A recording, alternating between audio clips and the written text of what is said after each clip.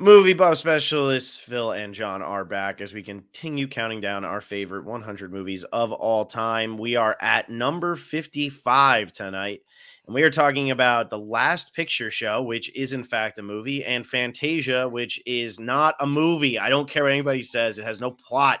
But anyway, we're here to talk about The Last Picture Show and Fantasia. John and his music. I can't wait to talk about Fantasia. I will say, I think this is the first time I've ever actually fully watched Fantasia. I think I've seen all like the clips at various times throughout my life, but I don't think I ever actually sat down and watched it. And I will tell you this, at 2 hours, that was unexpected. That was very, very unexpected. But anyway, no, I mean, I love Fantasia. I'm looking forward to talking about it from like my music background and like talking about the importance of it there. And The Last Picture Show, I had to watch twice to see if I really liked it or not. And I did like it better on a second watch, but we're going to be talking a lot about Keats tonight as well. Yeah, and The Last Picture Show is a very American movie. Fantasia is a very of the time movie. So these are two very particular films. Like, I think that The Last Picture Show is one of the best put together movies in the history of film in terms of from directing, acting, screenplay. To me, it's just one of the best put together. The fact of using no score, no color, all of that fun stuff. But it's kind of like when you sit down and you watch a movie that might be considered the best Russian movie of all time. If it's very Russian and I'm American and I've never lived in Russia, it's not going to connect with me. The Last Picture Show is 100% just an all-out American movie. Like, this movie does not work anywhere else because of what it's dealing with high school football and these relationships in this small town and like people just not moving on and everybody knowing who's sleeping with everybody, but in such a dark, depressing way in one of those small Texas towns that don't matter. And then Fantasia, you have a movie that in 1940 was very groundbreaking. And now it's just kind of like, okay, why is the guy talking to us in between each thing? Like, why can't we just watch the pictures? So it's very funny. These are two very, very, very specific movies to what they are. And it's going to be a fun one to talk about. Jordan Alford does not like either of them, and he struggled to like any of the characters in The Last Picture Show, which is something that I will argue with for the next 30 minutes. So, John, let's start with The Last Picture Show. You look like you're already about to burst, and since it's my movie, I'm supposed to go first, but you watched it twice in 3 days or whatever the hell it is. I watched it twice in 2 days. So just I watched it yesterday, I watched it today. But on my first viewing, I absolutely agreed with what Jordan's saying. I couldn't connect to any of the characters for some reason. And maybe that is like me being Canadian and not connecting to the like Americana of the film. But on a second watch, when I was more prepared for it, when I had a better idea of what to expect and what to look out for, I did appreciate it a lot more. Despite the fact that I still appreciated it on a first watch, because it is a very artistic film and there are a lot of very fantastic decisions made with cinematography and, like you said, like the lack of score and direction and all that. There's some very, very good decisions made with it, but I just found it so hard to connect to the characters that until I watched it the second time and started picking up on the symbolism in the film and see the layers kind of further down in the characters, that I could truly appreciate it. Yeah, and so what I say is this movie isn't – so each of these characters is actually a piece of the town. And I think that's what I love so much about this. None of the characters really matter. They are all versions of this town.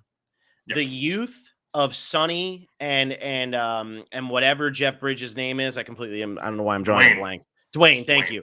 Yeah, and JC and all of them, they are going nowhere. Just like this town is going nowhere. They are failures of their predecessors. This town is a failure of those keeping it there. JC is turning exactly into her mother, which we see Ellen Bernstein's character in this movie is the wildness that this town used to present that no longer exists in any way, shape, or form. And we see her cutting it out and trying to get back to it, and her daughter trying to find her way there in a place that is just pushing back against it the entire time. You have Sam the Lion, who is just one of my favorites. I love Ben Johnson in this movie. One of my favorite characters in any movie. He is the idea of this town. It is that this could be something more important. We're holding it together. It's stoic. It's something that in America, we look at towns like this and we're like, oh, that's interesting. That's cool. Like the ghost towns, let's drive through it. People lived there. That wasn't a ghost town until it became a ghost town. You know, like, and that's what Ben Johnson is doing here. Obviously, Billy, who's sweeping the whole movie, he is very much the innocence of this town just being completely flushed down the drain. That one's not really hard to see. And then Cloris Leachman's character, who she absolutely earned this Oscar because some of the most haunting scenes from this movie involve her, even though she barely does anything. It's this idea of looking for the past and looking for what's better for you and what you think is going to make you happy, and realizing it's just going to be just as painful no matter what. It does not matter. But coming to terms with that, and the ending of this movie is so important, where it's never you mind. It's just this, I forgive you. We are just products of this place. And I think that's what's so important. It doesn't matter. We don't care about, like, yes, you're supposed to care about the characters, but these characters are just different representations of the flaws of this town, and they're just being personified. That's all it is. And what drives home for me in this movie, and I'm not from the middle of nowhere, Texas, but small town New Jersey, which small town still had like 20,000 people, 18,000 people, whatever it is, but it was a township, so it was really 3 towns. But still, this whole idea of like the football team got the credit for nonsense, like nobody actually cared, and like all of that. And I could see so much of everybody knew who was sleeping with everybody. I worked at a pool company, and my boss grew up in the town that he was now running his business out of. He knew everybody's parents. When you would mention, we go out, all of us, we're going out drinking when we're 20, 21, and then we come to work the next day and we tell him, he's like, oh, you're out with that person's daughter? I went to school with them and they did the blah, blah. And you're just sitting there and you're like, holy shit. Like, it's so realistic to me.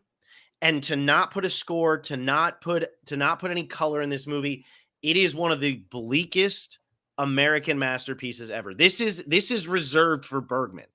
Like, this is reserved for Europeans who are deeper thinking. And Peter Bogdanovich makes just one of the bleakest American movies to ever exist. Absolutely. And it's that lack of color and that lack of score that really, it makes the film feel so real.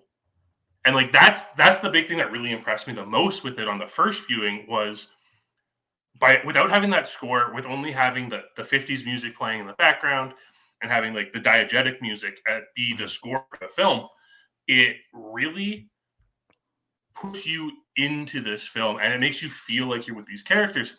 And where I can relate with these characters, I did live in a town of 2,000 people. Like, I've lived in a small community where absolutely everything that is happening in that town at all times. Yeah, it's Canada, and we're not talking about the football team because we don't have them. But every other aspect of this film happens in a small community. It does hit really close to home, having experienced something like this. Yeah, and it's that you can't get away from it. No matter where you turn, you're constantly stuck and surrounded by all of this that's going on. There's nothing you can do about it. I mean, I love at the beginning of the movie the whole thing about tackling. That's all he hears. He's running to 4 different people in this deserted ass town, and all he hears about is tackling. And it's so unimportant, but in this town, it's so important. There's no conversation about it doesn't matter if you're not good at that. You'll be good at the books. You'll do something. You don't, like, you go and you work manual labor after that. Like, that's it. That's what this town, you either do that or you get the pool hall. That's it. There's nothing else to do. It's just a dying town. And it's a bunch of people who don't know how to move on. I always love the scene where Sonny is driving out and he's putting it down to the floor, pedal to the metal. he's driving, and then he comes to that realization of, where the hell am I going to go? There's nowhere to go. It's that hopeless feeling of, even if I left here, is my life really going to be any better? How am I going to make my life any better? You're not. You can't make your life any better. Like, you're stuck in the situation. And you get the people from Wichita Falls who keep coming in. Oh, we're going to do, Randy Quaid's character and these people who are helping Sybil Shepherd go through her sexual awakening. All of that it's like rich and wealth and all these things. We don't really get to know what those people are doing. We just know that they're better off than the people that we're following around. All these people have are the stories that they tell each other about each other. The legend of Sam the Lion. Anywhere that isn't this town, Sam the Lion doesn't mean a thing. He doesn't matter. But in this town, he's a larger than life figure. I love his scene where he's talking about Ellen Bernstein's character and how they used to go out and she was wild and all that. And it's like, that's what he's holding on to. There's nothing else. It's the only time in the movie you actually see him smile. Other than that, he's always got the stoic face. And it's just the memory. And it's what keeps them all there and what prevents them all from leaving. Yeah, and it's set up really well in that opening scene where we do have the townspeople just talking about too bad they can't tackle, because it really demonstrates how much this town dwells on the past. Mm-hmm. And it really goes to show like this theme of like this lack of modernity in the town. And like the reason that it's called the Last Picture Show is because we're getting to a point where the modern era just doesn't exist in this town anymore, because the town can't move past what's already happening in the town. It still has a pool hall. That's the place where people are going. The movie theater can't keep up. And it's just nailed home through that bleakness in the film and the fact that the characters all try to get away, but they all come back. Mm-hmm. Mm-hmm. Yeah. And I think, like, if you look at the set design of this movie, everything is filthy. Everything is bare. It's empty. There's no excitement to anything that's going on in the houses. Cloris Leachman's house is as bland as it gets. When they're at the dance, everything is so bland.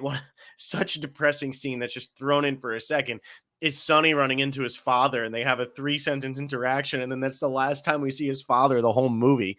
Just brutal. I'm laughing because it's so brilliant. But, like, if you look at the set design, if you look at every time they're in the pool hall with the dirt on the windows, they couldn't possibly clean it off, but that's still where everybody goes. This dumpy old place. We had a place in my town called Caffrey's that ended up burning down, and then they brought it back, and now it's too clean and pristine.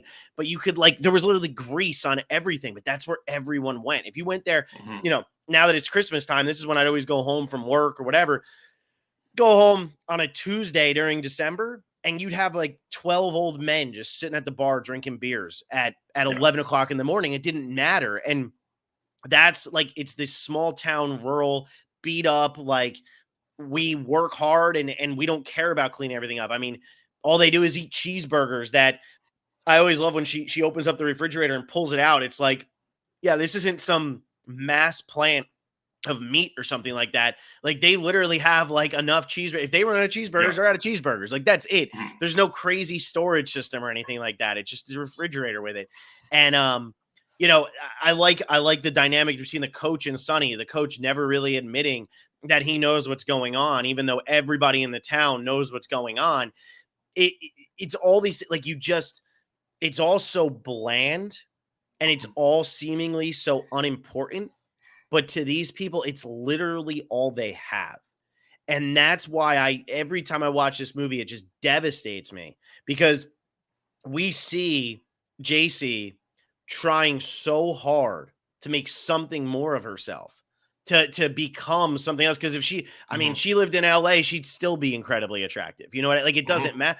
But, Dwayne's like, I'm going to marry her. That's like, that's all they're thinking about. There is no other future. There is no real future. And then JC's going to be just like her mother, who settled down with somebody that she doesn't even care about. And she's just going through the motions. Like, all of that, it all adds to just this setting and this town that just is unrelenting to every single person in it, because there's no escaping it. Yeah. And even like we said, even when they do try, I mean, when JC and Sonny run off together to get married, like, they're brought back to the town. Like, And they she don't even wants get to a be brought chance, right? back. Yeah, she wants to because she left the note in the first place, right? Like, Yep. there's this security in this small town for the people there, and like, it's what you see in small towns. Like, you talked as someone who taught in a very small community. All you want to see for these teenagers growing up is for them to reach out and go out and explore the world and experience the world. But they're so scared to do it because of how isolated they are and how tight knit their community is that when they do, they almost all inevitably come back in the end, anyways. Well, and if you think about it, what is nobody doing in this movie? Nobody's complimenting anybody. Mm-hmm. Everything is a takedown the entire movie. The only person that anybody builds up is Sam the Lion. He's the only one. And that's because they almost look at him as like an oracle of this town. Like he has all the answers. He can do no wrong. That's who they're worried about. That's the only one that they comment. Everybody else is a shitty person as far as they're concerned, Mm-hmm. or they're going to end up amounting to nothing. And that's just basic psychology. When you're told over and over again that you're going to amount to nothing, you will amount to nothing because you start to believe that you're going to amount to nothing. And all these old men in the town who, they never amounted to anything. They don't want the kids to amount to anything. So they dwell on the fact that they suck at football, that, everything is falling apart, all of this. And this is really told at the end of the movie when the guy runs over Billy and Billy's dead in the middle of the road and they're blaming him for sweeping the street. Why were you sweeping the street? Why is he in the middle of the road? I don't understand. What's he doing? And it's like, they are even blaming the youth when they just killed the youth. Mm-hmm. It's just this crazy psychological experiment. And I don't know how Bogdanovich captures it so well, because so many movies like this are tried to be made. I think of one that I really didn't like, which was Winter's Bone, the Jennifer Lawrence movie with John Hawkes, the one that really put Jennifer Lawrence on the map. I don't like that movie, but it's a very similar vibe. But then this also gets away with it without having to go the David Lynch Twin Peaks Blue Velvet route. Like, this stays unbelievably realistic, almost to a fault. It stays so realistic that that's probably what turns a lot of people off from it, because Sonny doesn't have any bigger dream. Dwayne doesn't have a bigger dream. JC doesn't have a bigger dream. None of these people are striving to be something. And so often in movies, you need that. A movie that's very similar to this, about kind of just being lost in a small town, which is on my list, is Breaking Away. But they all want to be, like, at least the main character in Breaking Away really wants to be something. And that is not the case for anyone here. They are aimless. They have no idea what to do. But there's something so captivating about that, because what do you do when you have literally no direction and you have no hope of finding? Yeah, I mean, I do think that is a reason why this film might be turned off from this film, is because without that ambition, it's so hard to relate to these characters. And without direction for them, because it's not even like we see role models for these characters. And like, something completely absent from the film is, like, other than Sam the Lion, who is literally just like the person kind of holding this town together, we don't spend a lot of time with adult characters for these teenagers, these adolescents, to look towards and to strive to being. And it does create this air of emptiness in the film. It just feels like something's missing because of it. And despite the fact that some of these characters are interesting, I will say this: JC's by far the most interesting character in this entire movie. And and Sybil Shepherd should have, like, she should have became a star after this movie, and she really didn't. And her journey throughout it, of starting the film as this, like, straight and narrow, very Christian young girl who thinks sex is a sin and, like, doesn't want to have sex until marriage, to having her mother be like, no, have sex so you realize how bad life is. Yeah. And then, like, we get her sexual awakening throughout the film. It's just such a fascinating journey, framed in a way where it's like, sometimes in films, when a female character is being that promiscuous in a film with, like, an ensemble cast, they aren't presented in a very positive light. But JC's character is always presented in a positive light in this film. And it's just a fascinating way of approaching the topic of budding sexuality that isn't usually utilized in other films. Yeah, and it's going through her. Like, we don't really care about Dwayne and like Sonny's obviously being like, you know, Yeah. they're dwelling on this with him and Cloris Leachman's character.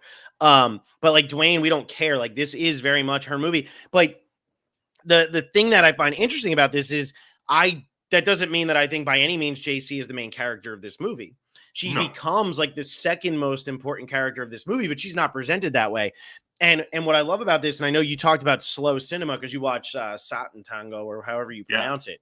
But I think this movie is very influential to slow cinema because of the way that it unfolds. This movie is under 2 hours long, barely, but it is under 2 hours. Sure doesn't feel like it. but I agree. I think it feels longer in a good way for me. But when you watch this movie, it starts off with Sonny and Dwayne and Billy, and then Sam the Lion. And then it works its way through all of the characters, but it doesn't have one of those moments where, oh, now we got to get everybody in here. No, it has everybody come in whenever. Everybody just is. They're just existing. Yeah. I think the first time we see Sybil Shepherd might be when she's in the classroom.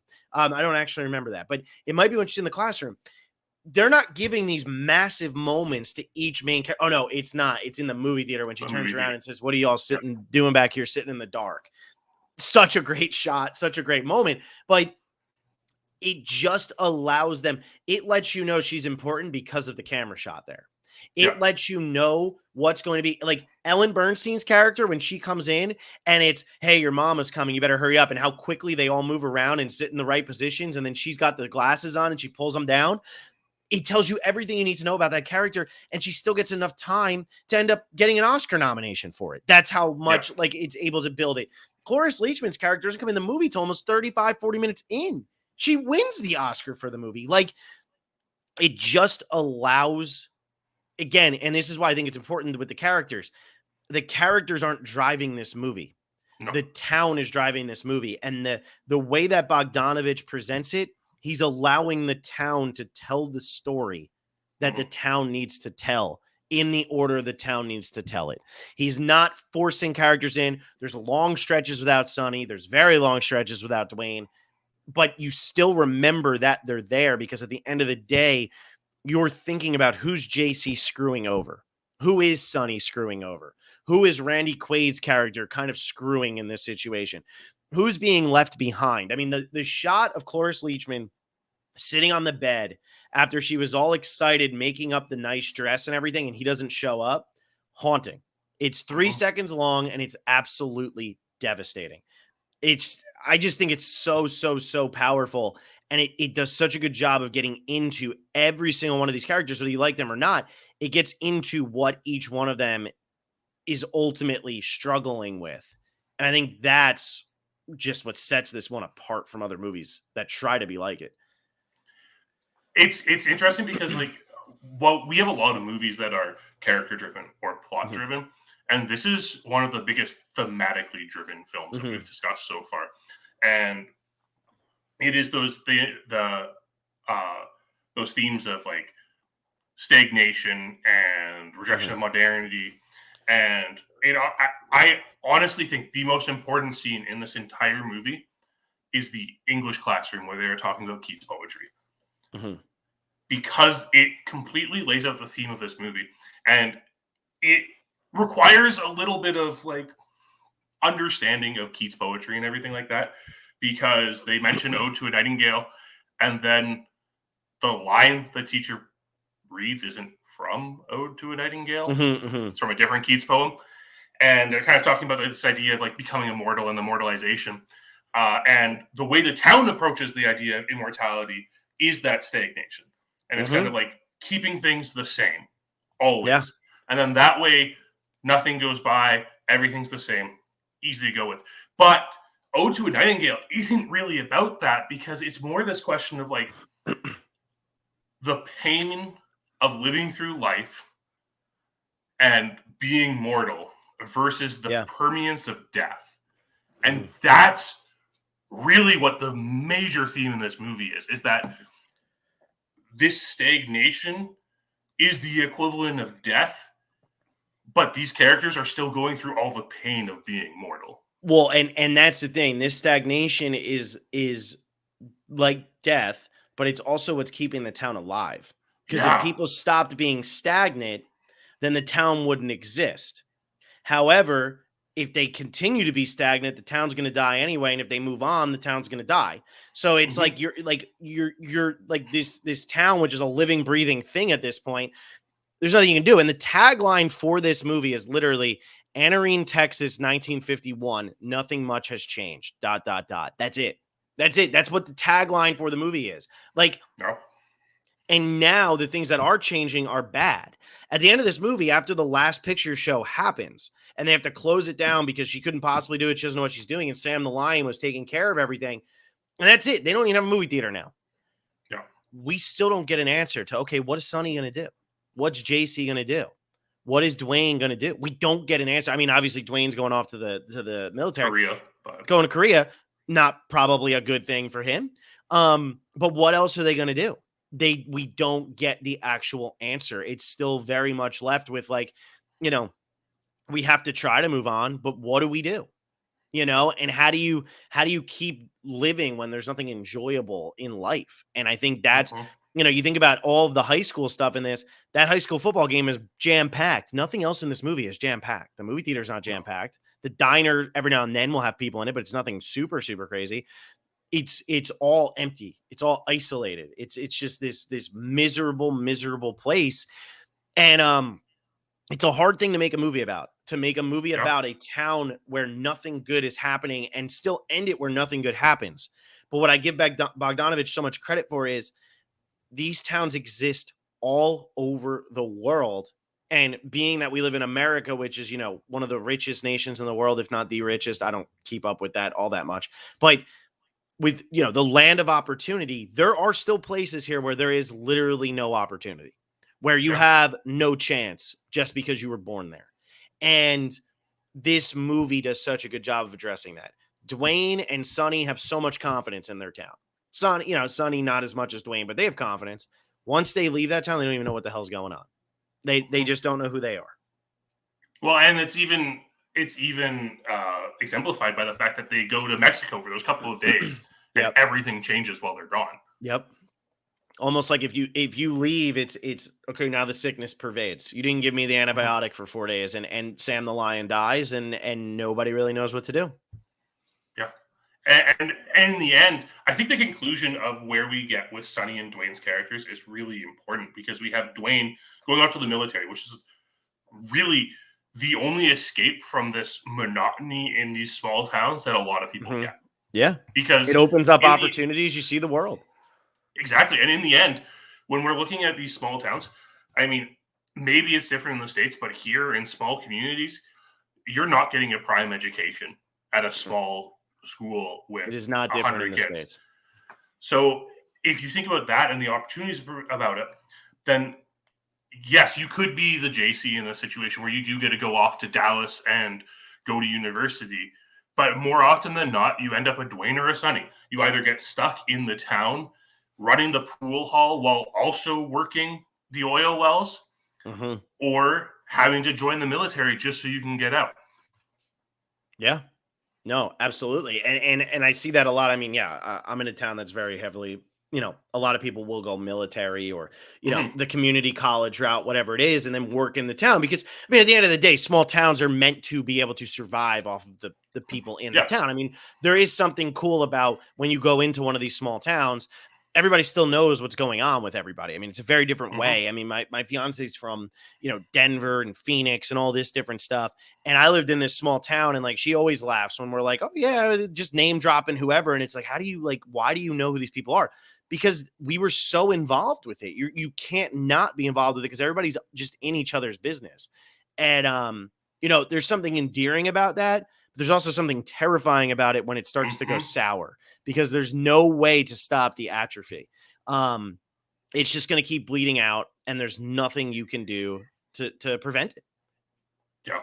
It's honestly, it's one of those things in retrospect, having lived in one of these communities, they're somewhat welcoming and they're somewhat very terrifying at the same time. Yeah, they are. They really are. They really, really are. There's something, and this is maybe the wrong word, but there's something very incestuous about them, where it's like Mhm. everything that happens is happening within it, and Yep. it's there's no outside. There's no outside. And when Randy Quaid comes in, that changes the whole movie. When It Randy does. Quaid comes Yep. into the movie, that changes everything. Everybody still knows who he is, but that moment, because he's not from Anarene, that changes everything. Yep. And the rest of the movie, there's no hope for anybody after that. Mhm. Um, I just want to throw this out there real quick. Ben Johnson wins Best Supporting Actor, beat Jeff Bridges. Cloris Leachman won Best Supporting Actress, beat Ellen Bernstein. And then Picture, Director, Screenplay, Cinematography, it lost all of those. I think it should have won Cinematography. Picture, that was a crazy year because it had the French Connection, and it had the Last Picture Show, and it had A Clockwork Orange. So I can't really argue too much on that one. But I just wanted to throw out there like kind of what it was nominated for, what it won. Because I just think it's a master class of acting. Like, it's just Mhm. ridiculous. Yeah. I think it should have won Screenplay over the French Connection, but that also, it was the French Connection, A Clockwork Orange, and the Last Picture Show. We're all nominated for that adapted screenplay. That's Yeah. pretty unfair. And also, what is the Last Picture Show based on? Because I'd love to read it and just see what a nightmare it really is. Because I'm sure in book form, it's even more depressing. All right, John. Anyway, let's get away from that and get on to things that are a little bit happier. But first, what was the best thing you watched this week? Actually, Ooh. go ahead. I gotta go get water. Okay. Well, this week I did. I watched quite a few things this week. I'm still catching up. I'm definitely on track to finally finish a movie a day for the end of the year, so that's looking good. I saw a few things, much to the chagrin of some of our listeners. I did go see the new Spider-Man movie, and it was fun. It had that fan service that was nice to watch and see, but man, if we're talking about it as a movie, it really did not land well. It sees a lot of. It's great seeing these classic characters we've seen over the last 20 years on screen again all together. But man, give us some character development that sticks through an entire film, please, Marvel. Because I didn't even need to hear. I missed the whole beginning of that. You didn't even have to say Marvel. I knew you were talking about Spider-Man. yeah, but wasn't great. But I did go see Spielberg's West Side Story remake, and that surprised me completely. I mean, it's no surprise to any of our listeners that Spielberg hasn't made a good movie in a while, in our Mhm. opinions. But I mean, you take a classic American film, something that has no right being remade because it's considered one of the greatest American films ever being made. It has a memorable story that everyone knows, and somehow you manage to make it relatable in a modern day where it's more easily accessible. I know I've talked to people who watched the original 61 film and say, okay, but this movie sucks. Mhm. And you're like, okay, let's talk about why this movie doesn't suck. But West Side Story does a fantastic job of recapturing that fire from the 61 version. Mhm. Spielberg's direction is really great. The choreography is phenomenal. The vocals are better in this version. I'll go straight out and say it. The decision to replace Doc's character with Valentina helps really lay more into like um, the ethnic disparity between the Sharks and the Jets and the Caucasian and Puerto Rican communities in the West Side, and it honestly shocked me that a remake of such a classic film could be this good. Well, I'm glad to hear that. Obviously I haven't seen it yet, and Spielberg hasn't been doing it for me of late. So I'm glad to hear that it's, that you enjoyed it a lot, because I know you're a huge fan of the original one. So that Mm-hmm. is that's a big deal. That's a big deal coming from Yep. you, because you could have easily just said this sucked and moved on from there. Yeah, So it definitely did not. It's worth a watch if you haven't. I know it didn't blow the box office out of the water at all. It no, made like it 10 in fact million it on did a street weekend, terribly. Yeah. but it honestly is so worth a watch, and I'm just so happy a new generation gets to experience West Side Story for the first time. Mm-hmm. Yeah. Well, hopefully they go experience the original one too, because that would be cool. Yes. I had a shit week. I had a couple 3-star movies, but that was the best I did. And I'm gonna go, and I'm getting towards the end of Ghibli. I really thought that I was gonna like When Marnie Was There and The Tale of the Princess Kaguya a lot more. They both came in at like 3 stars. They're good. They have their flaws for sure. And I only have one left, and that's Earwig and the Witch, and I sure can't wait for that. I've been trying to find another classic Christmas movie, one that I haven't necessarily seen before. Struggling. Scrooge didn't do it for me. Miracle on 34th Street didn't do it for me. The new Grinch didn't do it for me. I'm struggling. Christmas Chronicles didn't do it for me. Anyway, so I'll just go with the movie I watched today, which was Bugsy. Warren Beatty's hit or miss in this movie. He has some moments of like really amazing when he's being a charismatic, womanizing prick. He's great. Is he acting? I don't know. But the one part that he can't do is when he's going like crazy and like trying to be intimidating. It doesn't really work. But Annette Bening in one of her first great roles, she's amazing. And Ben Kingsley, damn man, like Ben Kingsley is just a hell of an actor. He plays Meyer Lansky in this, top notch, amazing, loved him. Should have won the Oscar, didn't. That's how it goes so often. But it was good. It was good. It wasn't great, but it was good. And it's cool to see Warren Beatty. Even though he's older in this, it's good to see him older and still hitting it because, he had his moments with Bonnie and Clyde and all of that. And then through the 70s and 80s, and he kind of, now since really Bugsy, he really hasn't done much. But it was good to see like when he was kind of still in control of everything.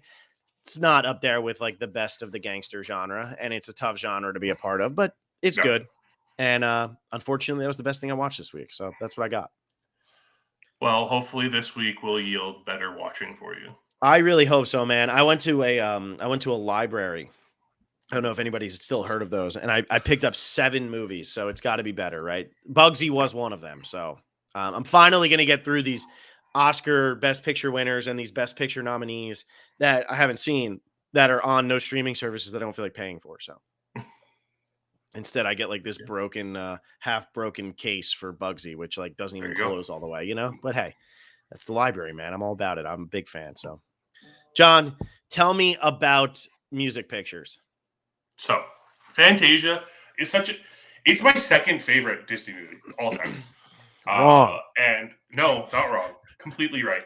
And it's funny because the first time I watched Fantasia, I absolutely hated it. Mm-hmm. Granted, I was like 8 years old. I'm watching this movie. I don't have an appreciation for the music in the film. I don't have appreciation for like a movie without a plot. Yeah. But as I've grown older and as I've grown more mature and studied music at university, I have a very, very deep connection with Fantasia and just what it represents. I love that Disney decided to go in this experimental route to create this symphonic piece showing the relationship between image and music. It's something that as a music student, you do a lot. There is a lot of music visualization that you do going through music programs and growing up in bands and everything. And to see Disney take that and take animators who are not classically trained in music and just have them, hey, here's a piece, draw it. It's a fascinating experiment that unfortunately didn't work for Disney.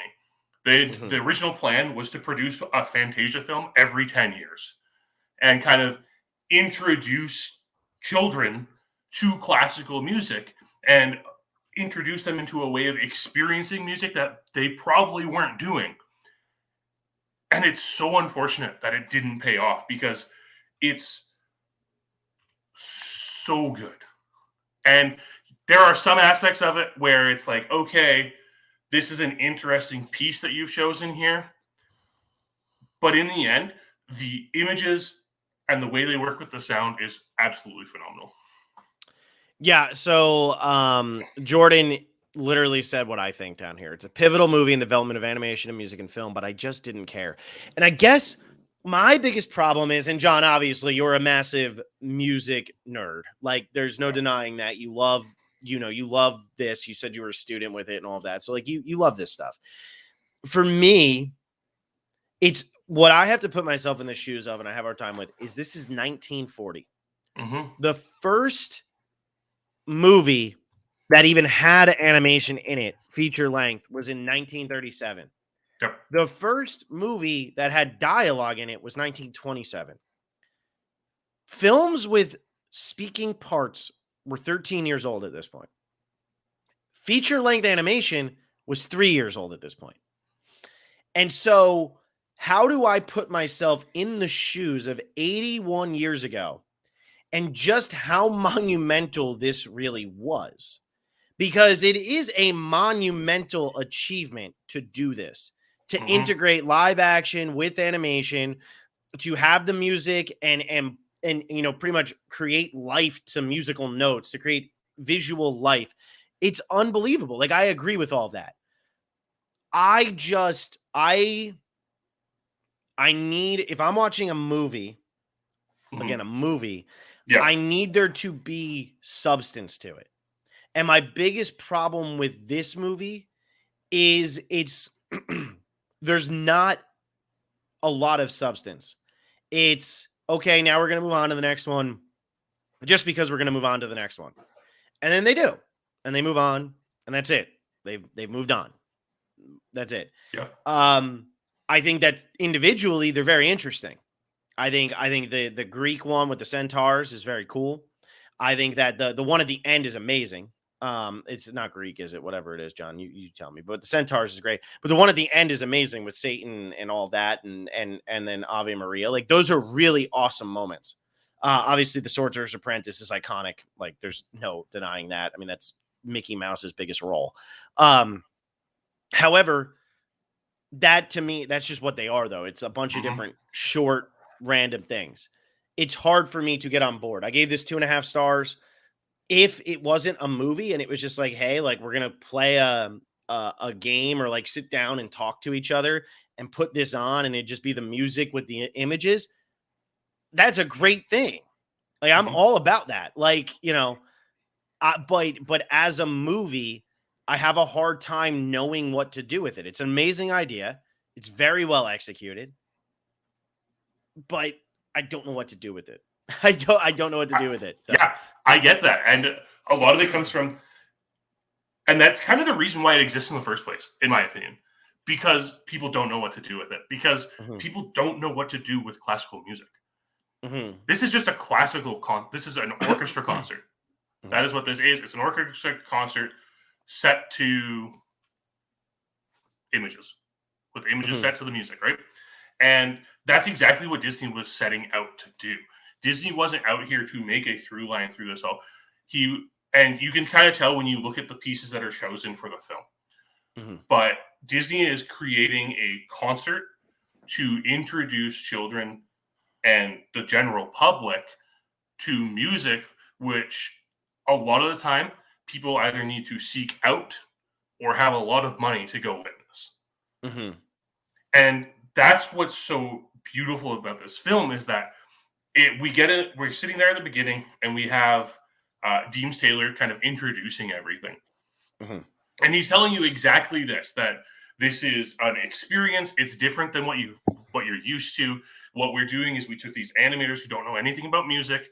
We gave them these pieces of music that are, these are pretty iconic pieces of music. Yeah, there's nothing's coming out of left field. Even when they redid it again in 2000, like, again, they kept with fairly iconic pieces of music. Personally, I think the music choices in 2000 are actually better than this overall, because it kind of, rather than focusing on different eras, it focuses on different genres.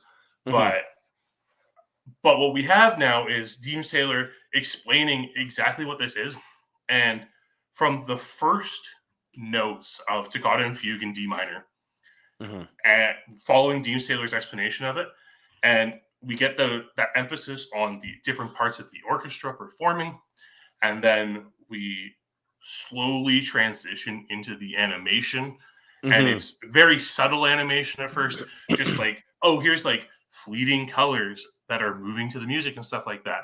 And as we transition more and more until we get to that climax of Night on Bald Mountain and Ave Maria, where it's a very definite story being told, it's it's that progress that just really reels in an audience in a way which sitting at in a concert hall without images can be very difficult for people to engage with. Well, and you've seen, though, how a lot of musicians have kind of taken on the Fantasia approach, Mhm. whether that be and whether you wanna say it's the approach, but Pink Floyd, one of my favorite bands of all time, everything they're doing has massive amounts of visuals while the music is Yep. going on. They have a song, Echoes, that's 23 minutes and 28 seconds long. It goes on and on and on. There's, I think, maybe 20 lines of lyrics in the entire thing, and it's 23 minutes, 28 seconds long.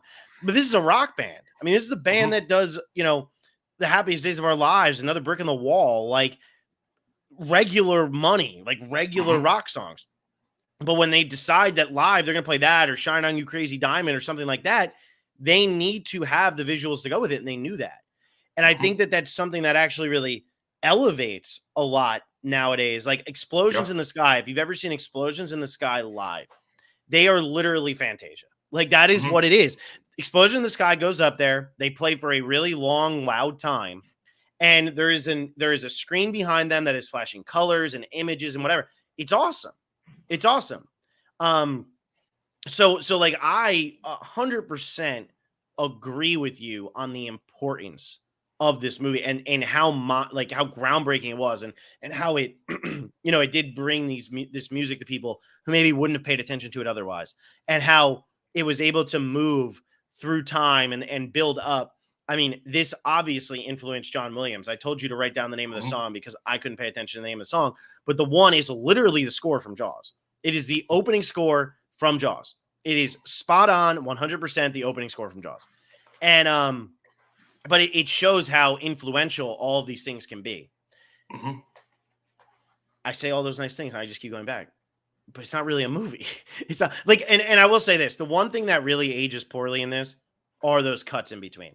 The guy talking, for as iconic as his voice is so it's so funny to me, like what was important in 1940. So I Mhm. always think there's this movie, The Bad Seed. I don't know if anybody's ever seen it, about like a little girl who like pretty much just murders people. And at the end, it shows all the people alive because it was made in Okay. like the 40s or 50s. The thing was, at the time, you had to show that like, no, the little girl wasn't actually murdering people. Like Right. it was all a movie. It's okay. And I think it's funny how in 1940 it was like, yo, I'm going to tell you about this because you need to understand. Like you wouldn't be able to figure. Now I'm like, just play the music and show the images. Like let's go. Like what was it? Arcade Fire, when they released their album Reflector, they literally released it over the course of, and you should know them, John, they're Canadian, eh? I do. They have their that whole album is I think 50 minutes, 60 minutes long, and it plays over an entire Brazilian film. Mhm. And like there's no sound. It's the whole Dark Side of Oz thing. Like these are really great ideas. That just ages very, very, very poorly. And like watching them walk up and kind of like do it, I get it at the beginning, but like I don't need to like see what they're doing, in between every song. Like I don't really care that the violinist is prepping his violin. But that is what a live concert's like, right? Yes, there are times when we'll transition without the conductor acknowledging anything and Mhm. things like that. But there are there are specific pieces of music with specific things that are supposed to be said before they are performed. That is That true. That is true. that the composer has put forward. And I actually really appreciate that Disney kind of treats it that way, because yeah, we have Dean Taylor, and I mean, how much better would this been if it was Stokowski himself narrating? Yeah, Yes. it would have been infinitely better. But we also still get fantastic things like Dean Taylor saying the Nutcracker isn't performed that often. That made me laugh so hard because I'm like, holy shit, that's right. This is 81 years old. This is Yeah, 81 years old. Now the Nutcracker is one of the most popular things, probably the most absolutely. popular musical of all time. Yeah, it's a ballet that's performed literally every year in countless cities around the world. Yeah. And to think that in 1940 it wasn't that. And like Nobody knew what it was. that's That's what's really crazy. so great about this. And like obviously when we're talking about like The Sorcerer's Apprentice has become this iconic piece of Disney animation, despite the fact that, I mean, no one really remembers Taka aside from this piece. Yeah. And it's so much so that in the 2000 film, they did it again. They just showed it again. And as a kid, when I went to Disneyland for the first time, the most excited person I was to see was Sorcerer Mickey. And I was like, yes, Fantasia, this is fantastic. And then we don't get some of these great. There's a lot of times where we don't really get great narration.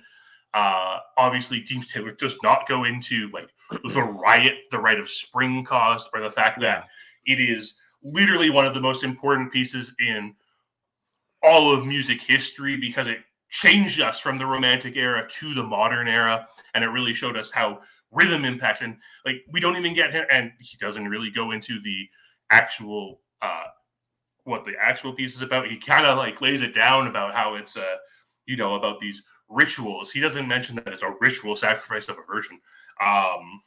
It's probably better considering like this is aimed at children, but probably. And then but then we also get this explanation of what we're seeing while the pastoral plays. And trust me, Beethoven's Sixth, not my favorite Beethoven piece. In fact, it's one of my least favorite Beethoven piece. And seeing it in this movie always makes me go, why was that the Beethoven piece they decided to keep?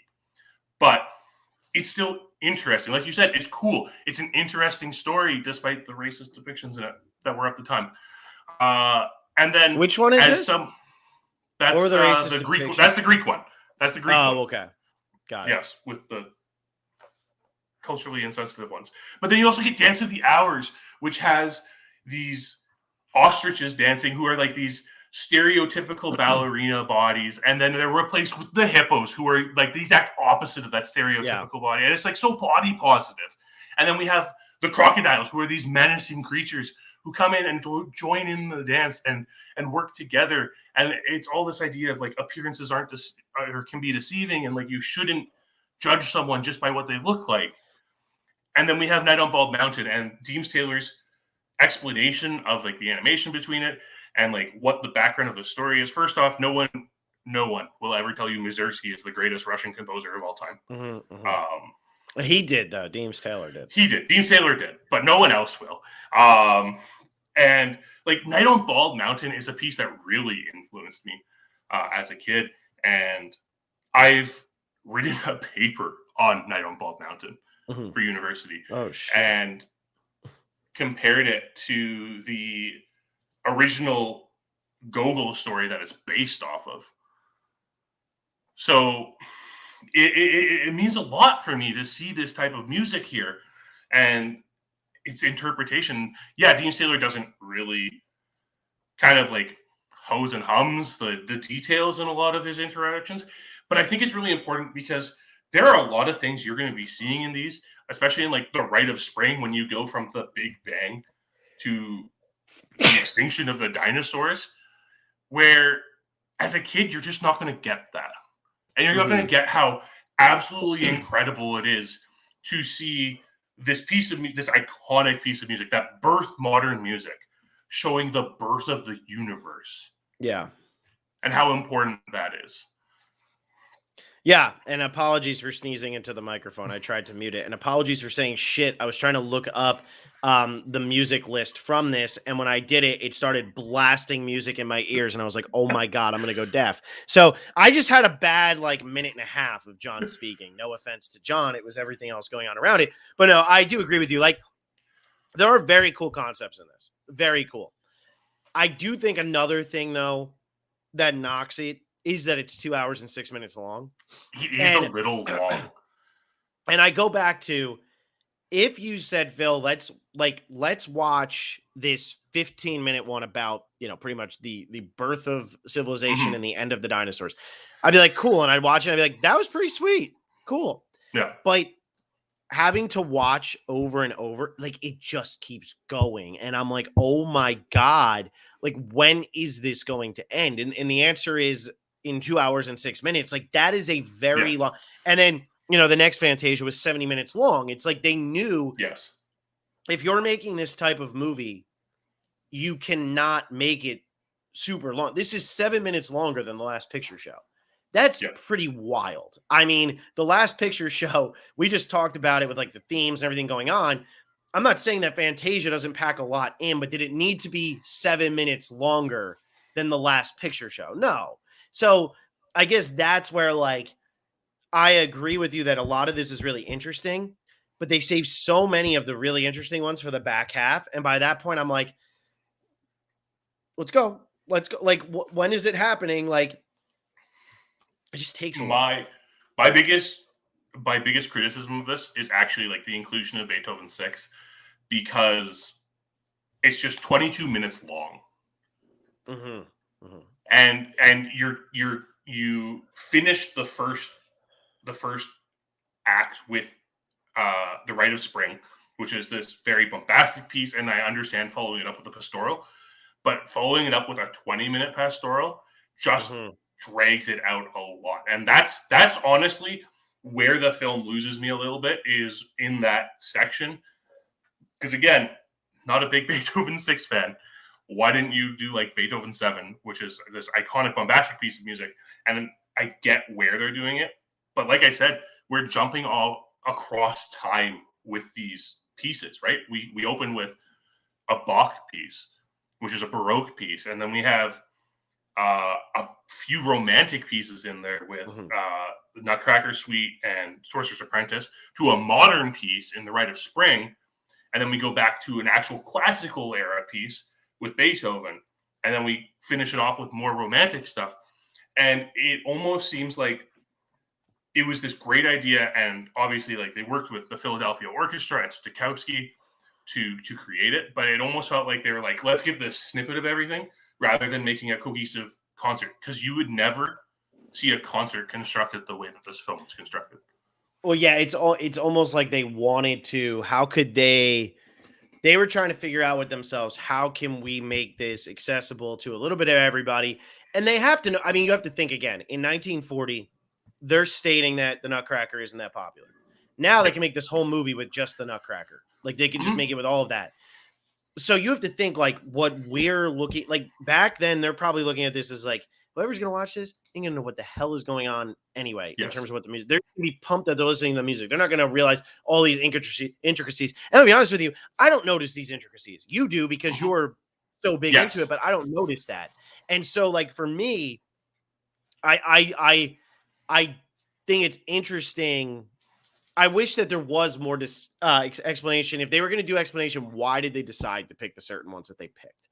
Like what I would love to know the thought process behind that, more than I want to hear Deems Taylor say whatever it is Deems Taylor says. Like I wish that there was more into like, this is why we chose this one to come before this one, and now we'll give you hope. Like I like at the end when they say why they play Bald Mountain and Ave Maria together. I think that's a really great idea, and I'm like, awesome. Like I can't wait to see how this is going to play out. Not for nothing, that to me, obviously Sorcerer's Apprentice, because it's got Mickey Mouse. That one is like the best, and I think the best looking, and that villain on top is so iconic. I mean, that is a massive thing, and it's funny because that's always in like all like the Disney shows and stuff, and nobody ever says like, oh, that's Satan, by the way. I don't you know, hey, that's the big guy right there. Nobody ever says that. But that's what they're showing, and in this one we hear about that. But I love the fact that Ave Maria comes in at the end almost as like we're back. It's a beautiful design, and that was one where I was like, all right, like I wish the whole thing would have just been this. Like they should have just made a 55-minute movie and it all be that thing, and like the ride, like I keep wanting to say the birth and death of the day because of freaking explosions in the sky, but you know what I mean. Yes. Well, I mean, personally, my favorite segment of this is always going to be The Rite of Spring. I mean, Igor Stravinsky is one of the greatest Russian composers of all time. And I understand them not saying that back in 1940. This piece was 28 years old and caused a riot when it was first aired. And that's crazy. That was to do with like the music. It was a totally different take on music. And the choreography, if you ever have a chance, just YouTube the Joffrey choreography for this musical, or for this ballet story, and like you will see, you'll understand why in 1912 they were rioting because of this film, or because of this ballet. It's interesting. It's different. It's completely different. And but the moment that really gets me in this film is actually that fight between the Tyrannosaurus Rex and the Stegosaurus. Yeah. It's so strong. It's so impactful. Just like when the tail falls down. Yeah, I agree. And then it gets back up and it falls down again. And just like the bassoon opening to Rite of Spring always gets me. And it's such a phenomenal piece. And we're talking about like influences on John Williams. Listen to the Rite of Spring and then go listen to the music from A New Hope. Okay. Because it's almost identical. That's great. Yeah, he definitely is. I mean, it makes sense. He's a composer. It makes sense that he's influenced. You quote things when you compose. Yeah, it's just funny because I'm like, wow. You know, I'm like listening. Like as I'm listening to him, like, holy shit, this is Jaws, and you're right. A New Hope. I'll have to go listen and figure that out. Yeah, it's just phenomenal. And like I said, as someone who studied music, having something that's so easily accessible to children. And to be able to share music like this with people who wouldn't normally engage with it is just so important to me. Yeah.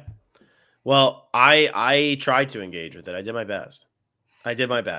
It's just, you know, it's a tough thing, man. It's a tough thing. Is this going to stay as high up as probably? as you... Honestly, like it really excites me every time I watch this movie. Okay. All right. I hear you. It doesn't do it for me, but hey, that's why it's movies, and that's why we all have our own taste, right? Yeah, exactly. It's okay. We're going to talk about more films with less plot further on in our lists. What are we talking about here? Oh, we have a man with a movie camera. I knew Man with a movie camera. Yeah. I knew that one was coming. That's a good point. So, yeah, not surprised by that one. But okay. We're not going to keep counting down our 100 movies next week. We're going to take a little break from that because next week will be our last podcast of 2021. So since John and I are both on pace, John, are you on pace to hit 365 movies or not? I sure am. Yeah. What are you at right now? I think after today, I think I have 6 more before I get there. I'm gonna look up Jay Millsap. I'm at my letterbox says 356, but then when you look at the amount of movies I've actually watched, it's 358. So I don't know why they don't count movies that you've watched more than once. I'm at 361 right now for the year, so I only need 4 more. See, yours says 345, even though you're actually at 361. Yeah, so it doesn't count movies if you watch them more than once. But anyway, since we're both on pace to do that, we're gonna do something a little bit different and kind of talk about. We're gonna do a little 2021 year-end podcast. We're gonna talk about our best 5 first watches. Doesn't matter what year they came out, just a movie that we saw for the first time this year. The most disappointing movie we watched this year. The biggest pleasant surprise we watched this year. A movie that just wasn't as good as we remembered. A movie that was way better than we remembered. The worst movie that we watched this year, which will be different than most disappointing because those are 2 different things. Yes. The worst movie of 2021 and our top 5 movies of 2021. Keeping in mind that Oscar movies still aren't really out where either one of us are. So those top movies of 2021 are really only going to be the ones that we've seen in 2021. And there's a very good chance I'm not going to see movies like Licorice Pizza and West Side Story and all that. And there's a good chance that some of those will pop in there. I'm going to try to watch at least The Power of the Dog before we hop on and see if that would jump above what I currently have as my number 5, which is The French Dispatch. Not to spoil, but I want to see if that happens, because as I talked about The French Dispatch, I'm not huge on The French Dispatch. So gotta see kind of what happens here. But that's what we're gonna be doing next week. So if you're gonna be following along, maybe you could do it a little bit yourself too and think about where you're at there. Anyway, though, John, always good. This was number 55. This is a weird podcast for a lot of people. Weird podcast for a lot of people. But yeah, that's it. We'll be back next week. We don't know exactly what date or time yet, but we'll talk about it and we'll just keep an eye out for your messages on the old whatever you follow us on. And we'll see you later.